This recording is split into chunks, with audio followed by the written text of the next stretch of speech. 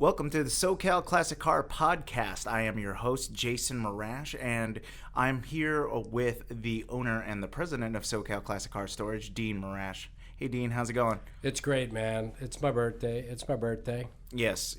He's celebrating a birthday today, folks, and that's also the same birthday as not only the Twilight Zone, but we found out that the Corvair also premiered on the same day as you were. Yeah, that was one of the greatest car designs ever, Jay. I'm glad you shared that video on our Facebook page because I think a lot of people realize what an amazing car that really was not.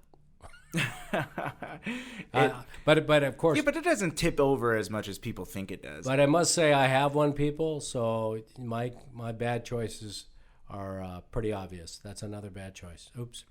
Well, so this is our inaugural podcast, and we have an idea about what this podcast is going to be. This is really going to cover car culture in Southern California, particularly Orange County, because, hey, it's hard to drive to LA and San Diego. So what we really want to do is get guests from all different aspects of the industry here in Orange County when it relates to classic cars, exotic cars, collecting cars, working on cars. I mean, so many different avenues can be found in this industry. We may have to venture up to LA, though, Jay. I mean, there's a lot of cool people up there with long hair and braids and, just some, they look cool.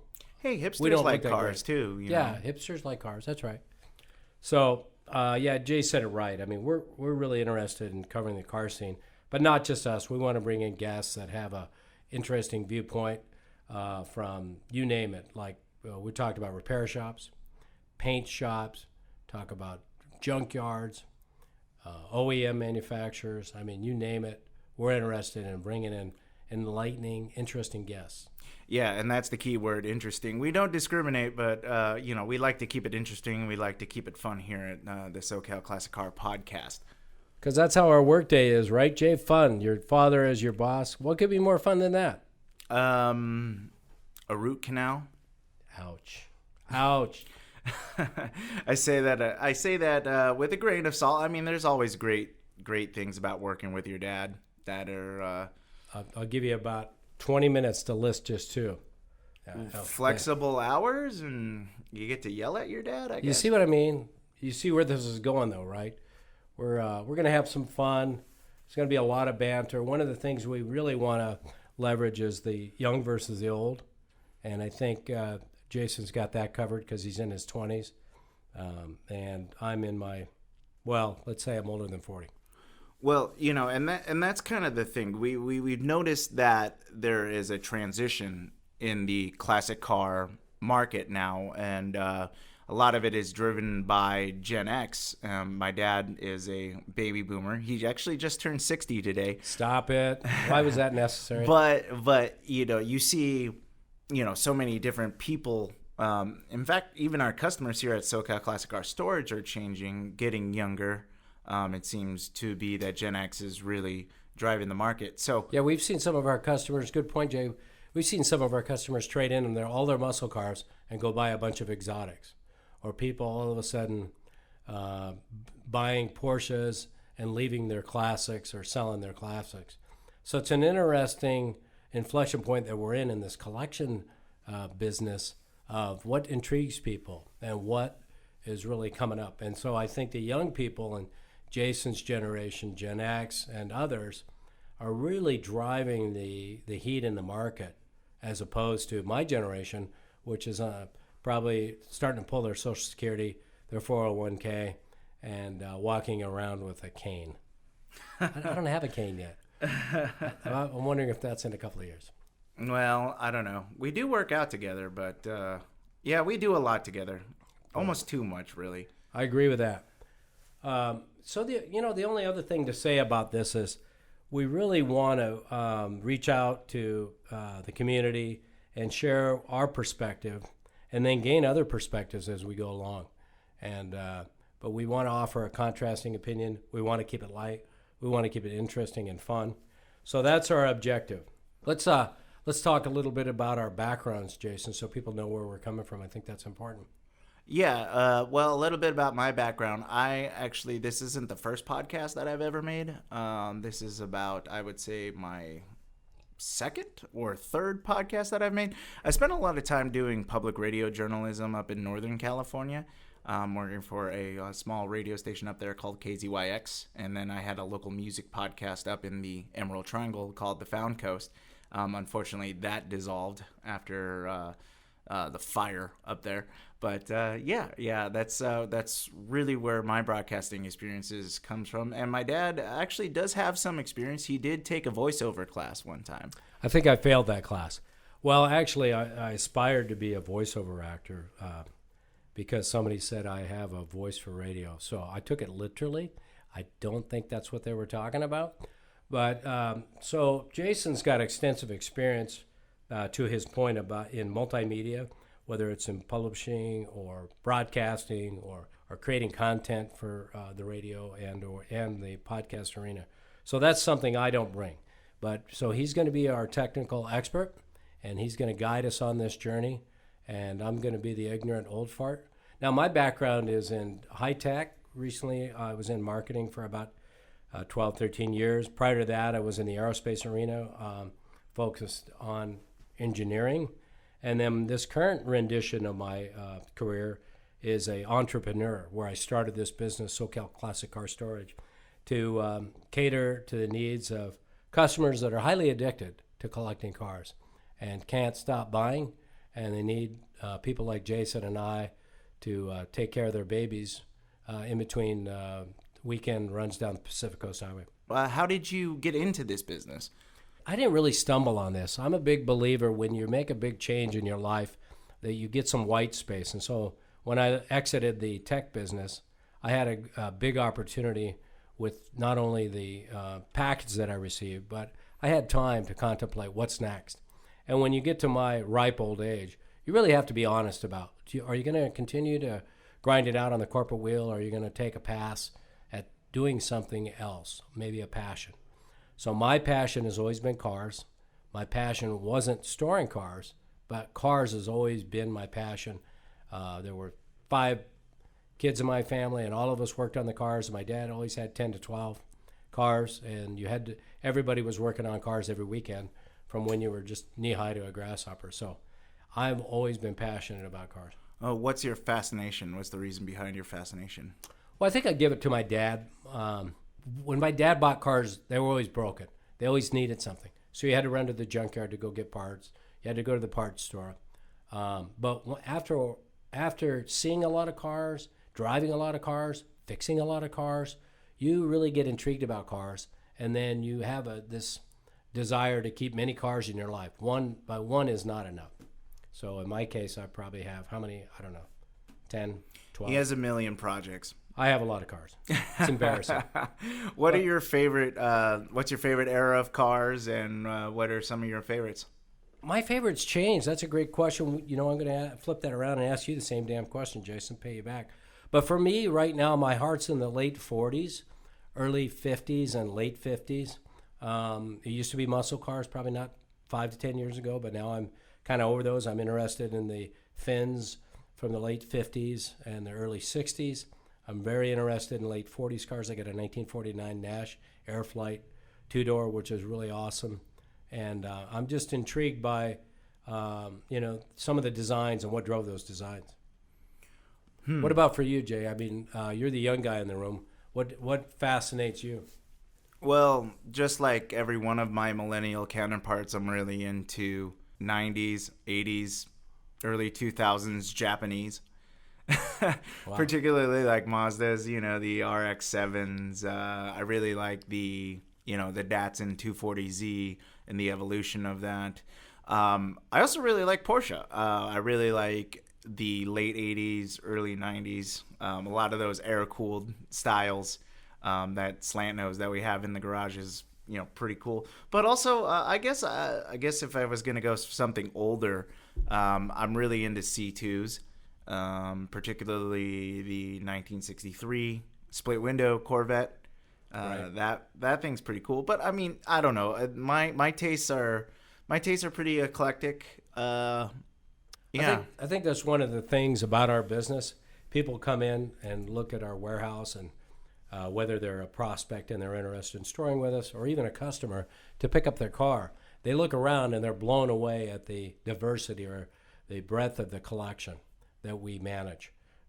So it's anywhere from a brand new Lamborghini or a Porsche all the way to a nut and bolt frame off restoration Woody. So the more that you experience cars like that, the more you touch them, the more you move them, the more you're around them, the more you're intrigued, at least for me, by design of the cars. What motivated the designers? What were they thinking? Why is that fender the way it is? Why is that, piece around the quarter panel the way that it is? I'm very fascinated by the lines on these cars and the design. Yeah, I always like looking at it as an aesthetic piece. It's always so funny because you have the designer, but then you have the guy who designed his own car, the custom car guy, and he sees the concept in a totally different, unique way. And that, requires risk, and you could, encourage a lot of shame from the classic car community, especially for those purists out there. But I always like looking at cars as just, movable art. It's really fascinating. Yeah, it's a great point. A lot of our customers also are collectors in general, is what I find. So they collect traditional art like paintings. They collect watches. But the beauty of the automobile is the ability to participate and enjoy rolling art and share it with other people. The problem with a lot of paintings in people's houses, very few people are seeing those paintings. But when you get out on the road and you've got a one of 400, one of the cars we have in our warehouse is a 1957 Brougham Cadillac, one of 400, just a stainless steel top suicide doors. And that car is very unique and very few people have seen it. Yeah, that is a really, really good looking car. What is it about Southern California that speaks to car culture that kind of seems to be the car mecca? Well, for me, it's insane. There's a bit of insanity in it all, in that every day a car collector in Southern California expects to be able to drive their car. When it rains, it sprinkles. It's a lot of people go into serious depression and need to contact their therapist. So I think it starts there. It starts with the weather, but it starts with the history. Like for me, when I was a young man, my dad would take me to Fremont Drags and we'd go watch Daddy Don Garlits and all these funny cars and all these Anglias and just some amazing cars. But for me, I think a lot of it has to do with this is where the car race scene started. A lot of the modifications started here. But because of the weather, I think it really drives an intensity you don't see anywhere else in the United States or maybe the world. What do you think? I mean, that's my view. Yeah, I would say that there's a certain glamour to it, too. I think driven by Hollywood, a lot of, movies, the beach, all the roads in Southern California just, make it really great for driving. But yeah, the weather probably has the most thing to do with it because you don't have to worry about rust. Yeah, and the ability to enjoy your car almost year-round around here. We get, 10, 15 days of rain, that's it. It's never that cold where you can't go out and enjoy your car. So I think the weather has a lot to do with it, but they're clearly status symbols for so many people. Mm-hmm. And but I think for most of our customers, they have different needs on why they buy cars. Like we're finding some of our customers are buying some very expensive exotic cars just to take them autocrossing and just to race them. They're not really using them on the street that much.